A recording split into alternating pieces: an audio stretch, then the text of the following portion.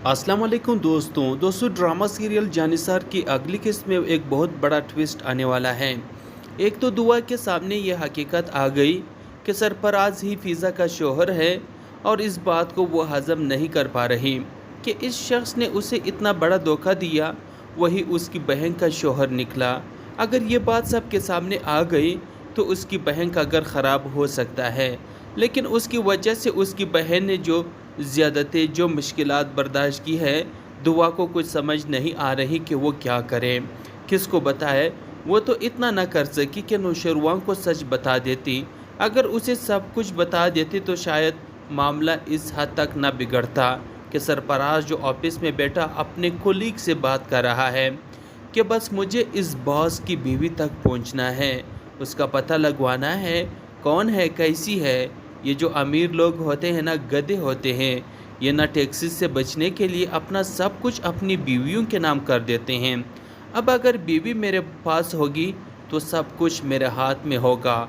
इसका ख्याल था कि वो बास की बीवी को पटा लेगा और इसी चक्रों में नौशरवान सर के घर जाता है उसकी बीवी से मिलने। सरफराज को ख़ुद पर पूरा यकीन होता है कि वो सामने वाली बंदी को अपने बस में कर लेगा, और ये भी पता था कि वो किस जगह से उठकर इस महल में बैठी हैं, बस नाम नहीं पता था। और यहीं पर सारी गेम पलटेगी जब उसे पता चलेगा कि बॉस की बीवी कोई और नहीं, दुआ है। फ़िलहाल तो चौकीदार जब उसे दरवाजे पर रोकता है तो सरफराज कहता है कि मुझे नौशरवान सर के मिसेज से मिलना है, ज़रूरी काम है। तो चौकीदार कॉल करके दुआ से पूछता है कि बाहर कोई ऑफिस से आदमी आया है, आपसे मिलने के लिए कह रहा है। दुआ नाम पूछती हैं तो पीछे से सरफराज ही अपना नाम बता देता है। उसकी आवाज़ और नाम सुनकर दुआ के पैरों तले से ज़मीन निकल जाती है और वो चौकीदार को तो मना कर देती है कि मुझे अभी किसी से नहीं मिलना। लेकिन जब खिड़की की तरफ बढ़ती है, बाहर खड़े सरफराज को देखती है तो डर जाती हैं।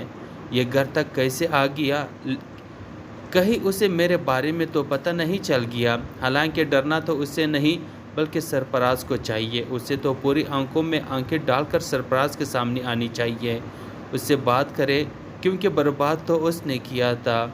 उसे और नौशरवान भी उसके बारे में सब कुछ जानता है, तो फिर उसे डरने की क्या ज़रूरत। वही सरफराज को जब नौशरवान की बीवी मिलने से इनकार करती है तो वो ऑफिस पहुंचकर फिर से अपने कुलीग से बात करता है, भाई तुम्हें डरना है तो तुम डरो, लेकिन मैं तो असल मामलात जानकर ही रहूँगा, वो है कौन, इसीलिए तो उसके घर से होकर आ रहा हूँ।